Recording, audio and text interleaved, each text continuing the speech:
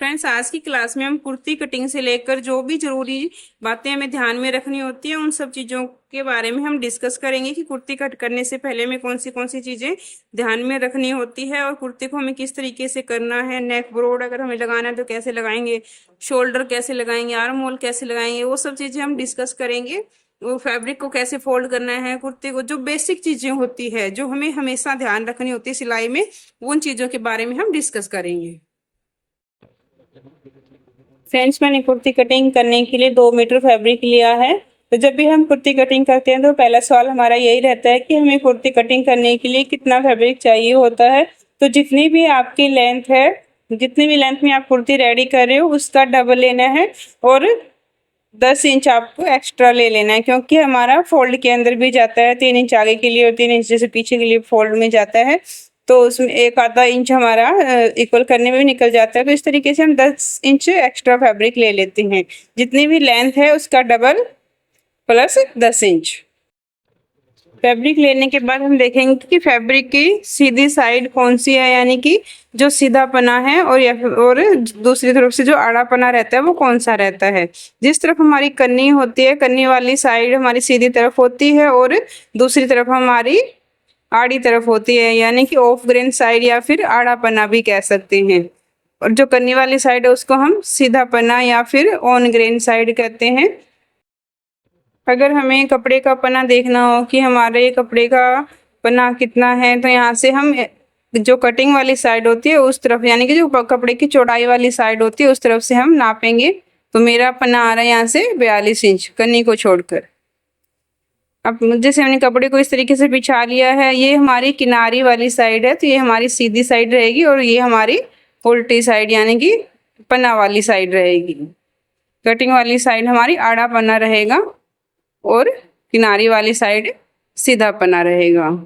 तो इस तरीके से हम हमारा फैब्रिक चेक कर सकते हैं। और जब भी हम कुर्ती कट करेंगे हमेशा हम सीधी जो हमारी किनारी वाली तरफ है उसी तरफ से हम कट करेंगे। आड़ा पन्ना में कभी भी हम कुर्ती को कट नहीं करेंगे। अगर आड़े पन्ने में कुर्ती कट करते हैं तो हमारी कुर्ती फिर तिरछी जाने लग जाती है, कुर्ती घूमने लग जाती है या फिर तिरछी हो जाती है। और जब भी हम फैब्रिक के ऊपर निशान लगाते नहीं, कुर्ती को कट करते हैं, तो हम सीधा जैसे कई बार फैब्रिक को सेंटर से पकड़ के इसको 2 फोल्ड कर लेते हैं और जो एक्स्ट्रा फैब्रिक होता है वो हमारा वेस्ट चला जाता है। तो हमें इस तरीके से नहीं करना। हमें कपड़े को फोल्ड करने के लिए सबसे पहले जो हमारे बॉडी का मेजरमेंट है उसमें सबसे बड़ा जो साइज होता है, या तो आपका साइज रहेगा हिप का या फिर आपका साइज रहेगा चेस्ट का। जो भी आपका मैक्सिमम साइज है उसका आपको 4th पार्ट करना है और 4th पार्ट करने के बाद जितना भी आता है उसमें 2 इंच एक्स्ट्रा लेना है। अब जैसे साइज के हिसाब से मेरा 9 इंच आ रहा है तो 2 इंच एक्स्ट्रा लेकर इसमें 11 इंच के ऊपर हम निशान लगाएंगे। 11-11 इंच पे हमें कन्नी वाली साइड से 11-11 इंच पे निशान लगा देना है। जितना हमारा कुर्ती का लेंथ है उतने हिस्से में हमें निशान लगा लेना है और उसके बाद निशान के पास पकड़कर इस तरीके से हमें फोल्ड कर देना है। अब जो साइड में बचा हुआ एक्स्ट्रा फैब्रिक है वो हमारा वेस्ट नहीं जाएगा। अब एक लाइन सीधी बनाने के बाद हमें नेक का निशान लगाना है और उसके बाद हम शोल्डर का निशान लगाएंगे और उसी के बाद हम जैसे यहाँ से आर्म होल का निशान लगाते हैं, तो आर्म होल, नेक, ब्रोड, शोल्डर हमें बॉडी के हिसाब से किस तरीके से लगाना है उसके बारे में हम एक बार डिस्कस कर लेते हैं। तो सबसे पहले हमें नेक ब्रोड लगाना होता है, यानी कि नेक जो गले की चौड़ाई है वो कितनी लगानी है। बॉडी के हिसाब से हमें गले की चौड़ाई अलग अलग रखनी होती है। उसके लिए हमें अपना शोल्डर लेना है, जितना भी शोल्डर है उसको 5 से डिवाइड कर देना है। या फिर दूसरा मेथड हमारा रहता है चेस्ट के हिसाब से, जितनी भी हमारी चेस्ट है चेस्ट को 12 से भाग करेंगे। इन दोनों का आंसर लगभग सेम आता है। जितना भी हमारा आंसर आएगा वो हमारी गले की चौड़ाई रहेगी। अगर दोनों का आंसर जैसे अलग आता है, इसमें से हम कोई भी मेथड यूज कर सकते हैं। अगर एक आधा लाइन आगे पीछे तो उससे कोई फर्क नहीं पड़ता। इन दोनों में से हम कोई भी मेथड यूज करके हमारे गले की चौड़ाई लगा सकते हैं। उसके बाद हमारा आता है शोल्डर का।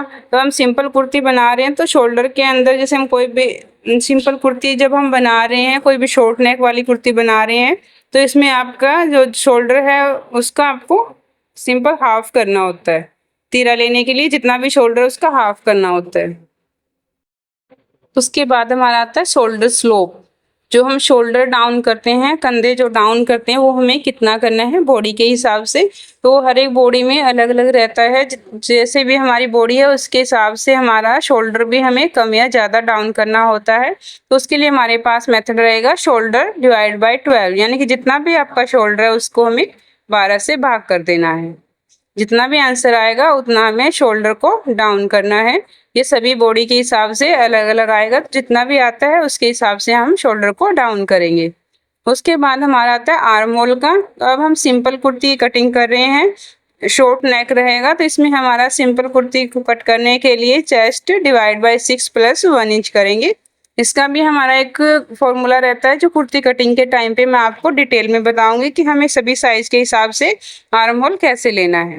ऊपर वाले जो फॉर्मूला है वो सभी साइज के हिसाब से रहेंगे, लेकिन जो आर्म होल वाला है वो मैं आपको डिटेल में बताऊंगी। अभी के लिए हम चेस्ट डिवाइड बाय 6 + 1 इंच करेंगे। अब हम अपने जो मेजरमेंट है उसके हिसाब से देख लेते हैं कि इन सभी का जो वैल्यू आएगी, जो रिजल्ट आएगा वो हमारा क्या आएगा। तो हम अभी एक बार के लिए चेस्ट 35 और शोल्डर 14 इंच लेकर हमारा कुर्ती की कटिंग करेंगे। तो उसी के हिसाब से हम देख लेते हैं कि हमारा नेक का ब्रॉड कितना आएगा, शोल्डर हमें कितना डाउन करना है और आर्म होल हमारा कितना आएगा। तो सबसे पहले हमारा नेक ब्रॉड के लिए रहेगा, जैसे शोल्डर को हमें 5 से डिवाइड करना है। शोल्डर हमारा 14 इंच था और 5 से जब डिवाइड करेंगे तो इसके अंदर हमारा आएगा 2.8, यानी कि 2.5 इंच से थोड़ा ज़्यादा आएगा और 3 इंच से थोड़ा कम आएगा। ऐसे ही हम चेस्ट के हिसाब से देख लेंगे, जितना भी हमारा चेस्ट है उसको 12 से भाग करेंगे। चेस्ट हमारा 35 इंच, 35 को 12 से भाग करेंगे।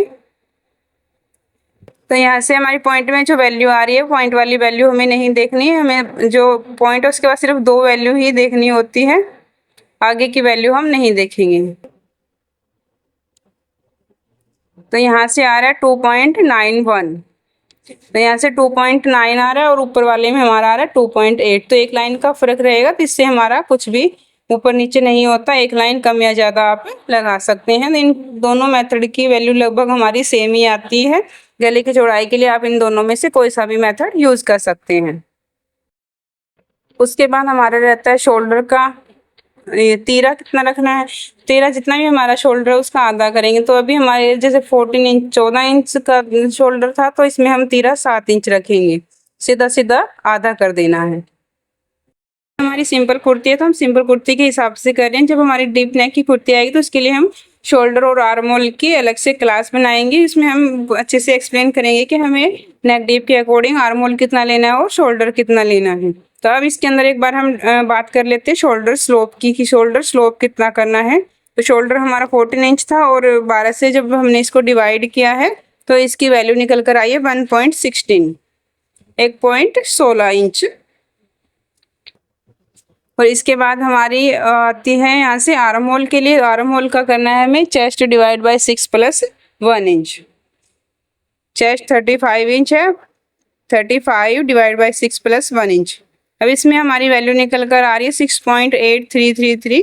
तो पीछे की जो वैल्यू है वो हमें नहीं देखनी, पॉइंट के बाद सिर्फ हम 2 ही वैल्यू उठाते हैं, तो हमारा आता है 6.83। ये अब हमने कुछ एक वैल्यूज कैलकुलेट कर ली थी, जैसे आर्म होल, तीरा, शोल्डर डाउन कितना लेना है वो सब कैलकुलेट किया था। तो ये कुछ वैल्यू निकल कर आई थी हमारे पास, जैसे 2.8, 1.16, 6.83। ये नॉर्मली हमें इंची टेप पे कैसे देखनी होती है, यहाँ तो हमने इसे नोट कर लिया। अब इंची टेप पे हमें कौन सी वैल्यू कहाँ मिलेगी, तो किस तरीके से हमें अपनी वैल्यू देखनी है और उसमें निशान लगाना है। क्या यहाँ नॉर्मली इंच टेप के ऊपर कुछ नंबर्स लिखे हैं, जैसे 1 इंच यहाँ पे होगा, 2 इंच यहाँ, 3 इंच, 4 इंच, 5 इंच। इस तरीके से जहाँ नंबर लिखे हैं वहाँ पे हमारा 1 इंच का कंप्लीट हो रहा है। और जहाँ पे ये बीच के अंदर बड़ी वाली लाइन है, ये हमारी ½ इंच की रहती है। जैसे एक के बाद यहाँ पे ये आ रहा है तो यहाँ पे हो जाएगा 1.5 इंच, यहाँ से ½ इंच, 1 इंच, 1.5 इंच, यहाँ से 2 इंच और यहाँ से 2.5 इंच। अब हमें 1.25 इंच के लिए निशान लगाना हो तो 1.25 इंच के लिए कैसे निशान लगाएंगे, यहाँ से 1 इंच हमारा यहाँ कंप्लीट हो जाता है। उसके बाद जैसे ये हमारा 1.5 इंच है, तो 1 और 1.5 के बीच में हमारी ये 3 लाइनें हैं। तो 3 लाइनों में जो बीच वाली लाइन है वहां पे हमारा 1.25 इंच कंप्लीट होता है, यानी कि 1 इंच के बाद 2 लाइन का निशान लगाएंगे तो 1.25 इंच पे रहेगा। अब हमारा 1.25 इंच का तो हो जाता है, लेकिन कुछ और नंबर जैसे निकल कर आए थे हमारे, वो किस तरीके से देखने हैं उसके लिए मैंने इंची टेप का कुछ ये ड्रॉ किया हुआ है। अब जैसे इंच टेप के अंदर ये जितने हमारी लाइंस बनी हुई थी, ये लाइंस हमारी कितने कितने पॉइंट पे है। जैसे इसके अंदर ये लाइंस बनी हुई है, इन लाइंस पे हमें कौन सी वैल्यू देखनी है। तो अब जैसे सबसे पहले वाली जो लाइन है स्टार्टिंग की, यहाँ पे तो हमारी वैल्यू 0 रहती है, कुछ भी वैल्यू नहीं रहती। उसके बाद जो पहली वाली लाइन है उस पे हमारी वैल्यू रहेगी 0.12, यानी कि 0 मतलब 0 से लेकर 12 तक अगर कोई वैल्यू है तो वो हमारी एक लाइन तक रहेगी। इंची टेप की जो ये हमारी एक लाइन है, पहली वाली लाइन, मान लीजिए हमारा इंची टेप यहाँ से स्टार्ट हो रहा है, तो यहाँ से जो ये वाली लाइन है पहली वाली, इस पे हमारी लाइन 0 रहेगी, वैल्यू 0। और पॉइंट के बाद मान लो 12 तक कोई भी नंबर है, 1 2 3 4 5 6 ऐसे 12 तक कोई भी नंबर है, तो हम पहली लाइन तक ही निशान लगाएंगे। उसके बाद आता है 12 से लेकर अगर 25 तक का कोई नंबर है तो हम दूसरी लाइन पे लगाएंगे, यानी कि 25 का मतलब है सवा वाला। जैसे हमने 1 सवा इंच बोलना था, तो 1 इंच 1.25 अगर है तो यहाँ पे हमारा दूसरी लाइन पे निशान लगेगा। यानी कि 12 के बाद 13 14 15 16 इस तरीके से 12 से लेकर 25 तक अगर कोई वैल्यू है तो यहाँ दूसरी लाइन तक निशान लगेगा। जैसे ये हमने लगाया यहाँ पे। अब अगर 25 के बाद 37 तक कोई भी वैल्यू है तो हमारी तीसरी लाइन पे लगेगी, और 37 के बाद 50 तक कोई वैल्यू है तो चौथी लाइन पे निशान लगेगी। जैसे आधा इंच हमारा 0.50 तक होता है, तो यहाँ से इसे 0.50 तक ये हमारा हाफ इंच हो जाता है। अगर 0.50 तक, पॉइंट के बाद 50 तक कोई भी वैल्यू, 50 तक की कोई भी वैल्यू है तो हम यहाँ पे इस पे निशान लगाएंगे। अगर 50 के बाद 62 तक की कोई वैल्यू है तो आधा से एक लाइन आगे जाएंगे। अगर 75 तक कोई वैल्यू है तो 2 लाइन आगे जाएंगे।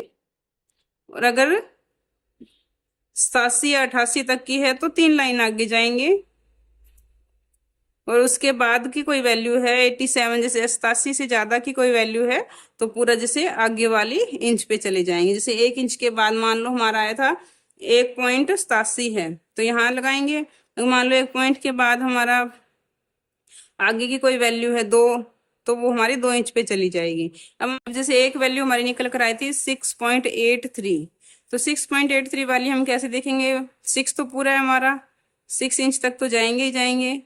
83 यानी कि 83, तो 83 हमारी 87 वाली लाइन से पहले आएगा और 75 वाली लाइन से बाद में आएगा। तो जैसे ये वाली लाइन है 6 तो पूरा हो गया। अब यहाँ 7 वाली लाइन पे जाएंगे।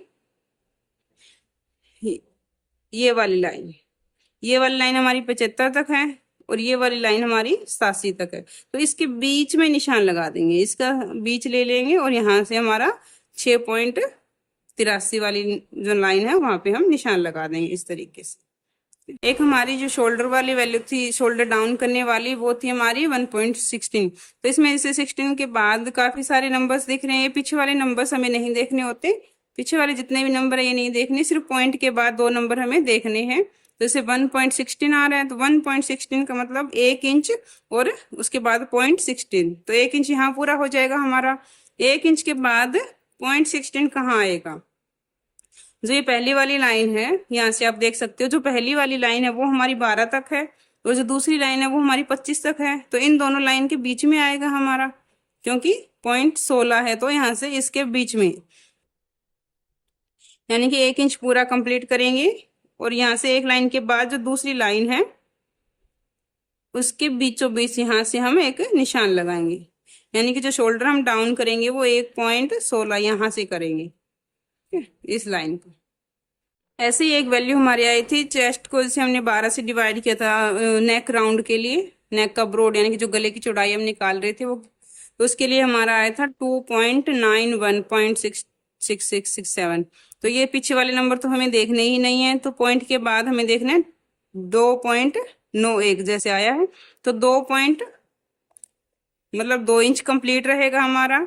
उसके बाद 0.91 आ रहा है, 0.91 आ रहा है, तो 0.91 87 वाली लाइन से आगे ही आएगा, यानी कि जो 87 वाली लाइन है और ये 2 इंच वाली लाइन है, इन दोनों के बीच में हमारी लाइन बनानी है। तो यहाँ से 2 इंच पूरा हो गया, 2.91 यानी 2 पॉइंट, यहाँ से 2 इंच कंप्लीट और इसके बाद यहाँ पे आएगा 87 वाला, 2 से आगे ही देखेंगे क्योंकि 2 तक तो हमारा पूरा है। तो आगे वाली लाइन में 87 वाली लाइन ये है हमारी, 87 से हमारा ज्यादा है, 91 है, तो ये 3 इंच से एक थोड़ा सा मतलब इनके सेंटर में ही निशान लगाएंगे, 3 इंच और ये 87 वाली लाइन इसके बीच में। तो यहाँ से हमारा 3 इंच से बिल्कुल आधी लाइन जितना कम नेक की ब्रॉड रहेगी। तो आप 3 इंच पे भी लगा सकते हैं और थोड़ा सा कम करके लगाना चाहें तो कम भी लगा सकते हैं, क्योंकि बिल्कुल आधी लाइन से कुछ भी फर्क नहीं पड़ेगा। एक आधी लाइन अगर आगे पीछे होती है किसी भी मेजरमेंट में तो कोई भी दिक्कत नहीं आएगी। तो इस तरीके से हम मेजरमेंट का जो वैल्यू है वो देखेंगे इंची टेप के ऊपर कि हमें किस तरीके से हमारी वैल्यू लगानी है। और जब हम कोई भी फैब्रिक को नापना है कि कितना मीटर है, कितना हमारी लंबाई है मीटर के हिसाब से, तो 1 मीटर जैसे हमें नापना है तो उसमें इंच कितना देखेंगे हम, 39 इंच। जब हम फैब्रिक लेते हैं तो उसमें 39 इंच। अब जैसे मेरे पास 2 मीटर फैब्रिक है तो इसको दो फोल्ड में हमने देखा था तो 39 इंच आ रहा था हमारा। तो जहां तक हमारी 39 वैल्यू रहेगी वहां हमारा 1 मीटर कंप्लीट होगा। यानी कि जब कोई अगर हमें कहता है कि 1 मीटर कपड़ा कट करना है तो हम 39 इंच तक कट करेंगे। और अगर आप सेंटीमीटर के हिसाब से देखते हो तो यहाँ से सेंटीमीटर के हिसाब से 100 सेंटीमीटर में ये हमारी दूसरी साइड से मिलेगा।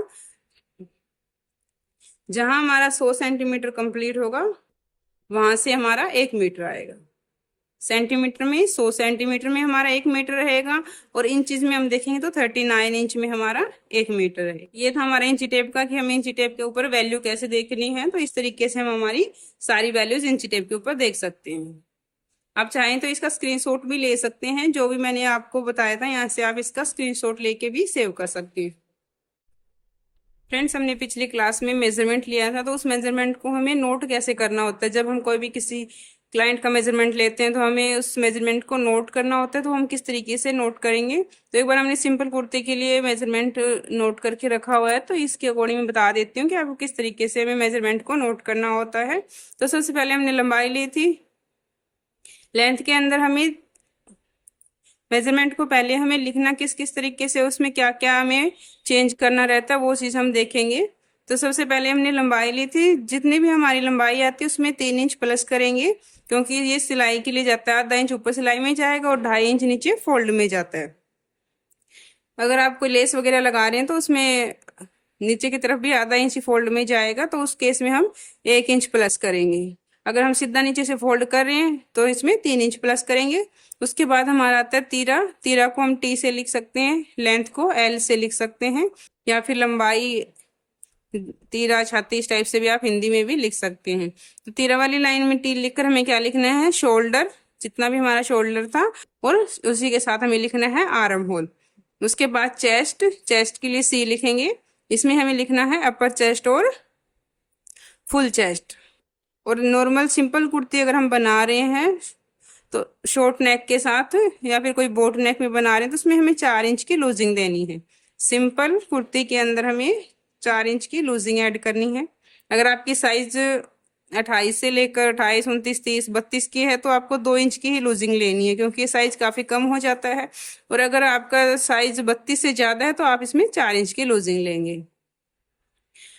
उसके बाद हमारा कमर का आता है। कमर के अंदर कमर को हम के से भी लिख सकते हैं, या फिर वेस्ट अगर लिख रहे हैं तो वेस्ट को 2 से भी डब्ल्यू से भी लिख सकते हैं। तो इसमें सेम साइज रहेगा। सेम साइज मतलब जो मेजरमेंट के टाइम पे हमने लिया था वो, क्योंकि जब हम कमर नाप रहे थे तो कमर की लूजिंग हमने मेजरमेंट के साथ ही ले ली थी, तो इसमें जितना भी लूजिंग हमने ऐड की थी वो, और उसके बाद जो मेजरमेंट आया था सेम वही मेजरमेंट हमें लिखना है।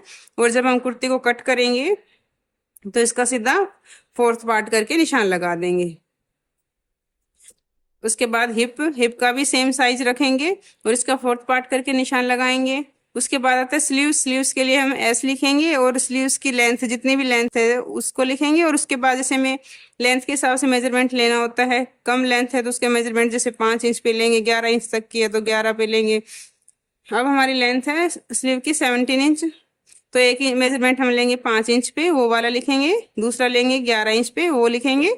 और तीसरा लेंगे हम 17 इंच पे, जितनी हमारी लेंथ है वो, तो यहाँ पे वो लिखेंगे। उसके बाद आता है नेक। नेक के लिए एन लिखेंगे। नेक के अंदर हम नेक का शेप लिख सकते हैं, जो भी शेप का अगर नेक बनवाना है, जैसे इसमें बोट नेक बनाएंगे तो हम बोट नेक लिख दिया। और उसके बाद फ्रंट और बैक का नेक डीप कितना रखना है वो भी हम साथ में लिखेंगे। उसके बाद इस तरफ से डाउन एरो लगाकर हमें जो अपेक्स पॉइंट, कमर और हिप का जो साइज लिया था, जैसे ऊपर से नीचे की तरफ हम कुर्ती का निशान लगाते हैं, तो शोल्डर से लेके अपेक्स पॉइंट, शोल्डर से लेके वेस्ट पॉइंट कमर वाला निशान, और शोल्डर से लेके हिप का निशान कितने हमारी लंबाई पे आएगा कि वो निशान लिखेंगे। जैसे हम मेजरमेंट को हमने इसमें लिखा हुआ इसी मेजरमेंट को, तो इसमें लंबाई मैंने जैसे 36 इंच थी तो 3 इंच प्लस करके लेंगे, हमारी लंबाई हो जाएगी 39 इंच। ओके, उसके बाद तीरा हमारा 14 इंच शोल्डर था और 17 इंच हमारा आर्म होल था। चेस्ट में 34 और 35 लिखा है, यानी कि वो जो ऊपर की चेस्ट थी वो 34 थी और फुल चेस्ट 35 थी। तो सिंपल कुर्ती बना रहे हैं हम, इसमें 4 इंच की लूजिंग रहेगी, क्योंकि चेस्ट हमारा 34 है, अगर 32 से कम होता तो 2 इंच की लूजिंग रहती। तो ये कितना हो जाएगा 38 और 39। और जब हम कुर्ती कट करते हुए इसमें निशान लगाएंगे तो कितने पे लगाएंगे, 38 का 4th पार्ट करेंगे, 38 को 4 से भाग करेंगे तो ये हो जाएगा 9.5 इंच, यानी कि 9.5 इंच। और दूसरा हमारा हो जाएगा 39 को 4 से डिवाइड करेंगे तो 9.75, तो दूसरा निशान हो जाएगा 9.75। जब हम कुर्ती पर निशान लगाएंगे तो सीधा इस वैल्यू को देखेंगे, इस वाले नंबर को, और ये वाले हम नहीं देखेंगे। ठीक है, कुर्ती कट करने से पहले हमें ये सब करके रख लेना होता है कि हमें कितना निशान कौन से पे लगाना है। उसके बाद आता है कमर का। कमर हमारी 32 इंच है, तो इसका डायरेक्ट हमें 4th पार्ट करना है तो 8 इंच आ जाएगा। और उसके बाद हमारा हिप का रहता है, हिप हमारा 36 इंच है, तो इसको भी हम 4 से भाग करेंगे तो ये आ जाएगा 9 इंच। और उसके बाद हमारा स्लीव्स में जो भी पॉइंट है इसका तो हमें हाफ करके ही लगाना होता है, क्योंकि हम पूरे राउंड में लेते हैं। तो 12 वाले का 6 लगाएंगे, 10 वाले का 5, और यहाँ से 8.5 वाले का 4.25 लगाएंगे। इस तरीके से हम निशान लगा देंगे। इनका हमें कोई चेंज नहीं करना, सिर्फ इसमें चेंज करना था। अब जो हम कुर्ती कटिंग टाइम पे देखेंगे वो सिर्फ ये देखेंगे, ये वाली वैल्यू और ये वाली वैल्यू, इसके हिसाब से हम इसको कट करेंगे। अब पीछे वाला हमें कुछ भी नहीं देखना, यहाँ से जो लूजिंग ऐड करने के बाद हमने निशान लगाया उसी के हिसाब से हम डायरेक्ट इसको कट करेंगे। इस तरीके से हमारा मेजरमेंट नोट करके रखना होता है। और उसके बाद हमें जो लूजिंग वगैरह ऐड करनी होती है उसको हम इसी पे कैलकुलेट करके ऐसे लिख लेते हैं, ताकि कटिंग के टाइम पे कोई गलती ना हो। तो ये थी हमारी कुछ एक बेसिक चीजें जो बहुत ही काम की है कुर्ती कटिंग के लिए। और कुर्ती को कटिंग करने से पहले ये सब चीजें हमें पता होनी चाहिए, ताकि हम कुर्ती को इजीली कट कर सकें और आसानी से हमें समझ में भी आ जाए। फ्रेंड्स, आई होप आपको ये वीडियो अच्छी लगी होगी।